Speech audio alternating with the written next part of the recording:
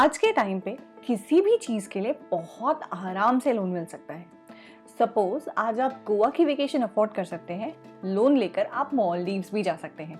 Similarly वहीं कहीं आप कोई नॉर्मल सा स्मार्टफोन अफोर्ड कर सकते हैं, थोड़ा सा क्रेडिट लेकर आप अपने लिए आईफोन का लेटेस्ट मॉडल भी ले सकते हैं।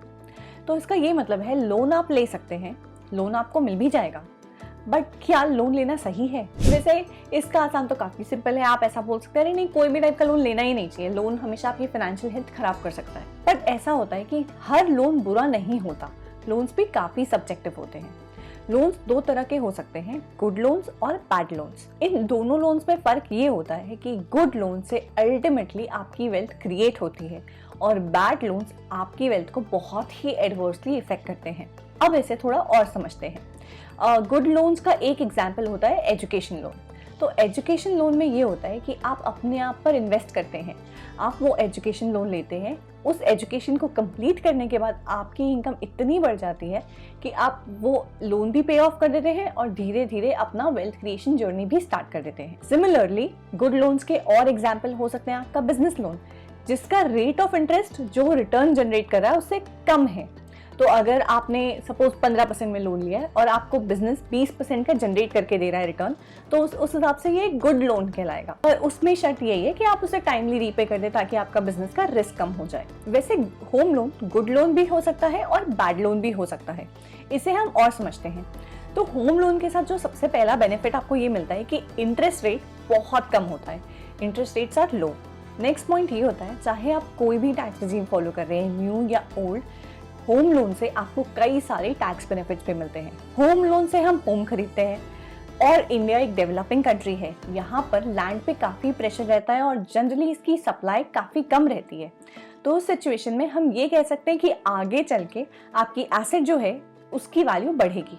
अब आपको ध्यान इस बात का रखना है कि जब आप होम लोन ले रहे हैं तो आप उस लग्जरीज के लिए तो होम लोन नहीं ले रहे हैं।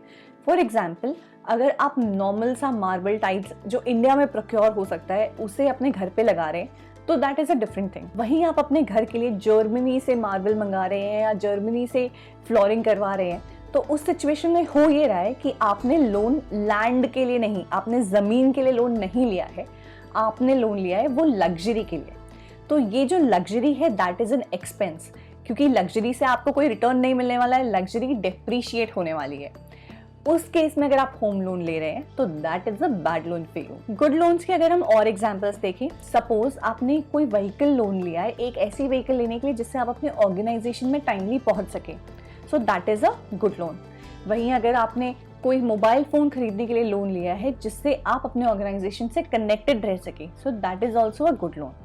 सो कोई भी लोन लेने से पहले आपको अपने आप से एक क्वेश्चन करना है कि क्या ये नेसेसिटी है या ये एक लग्जरी है।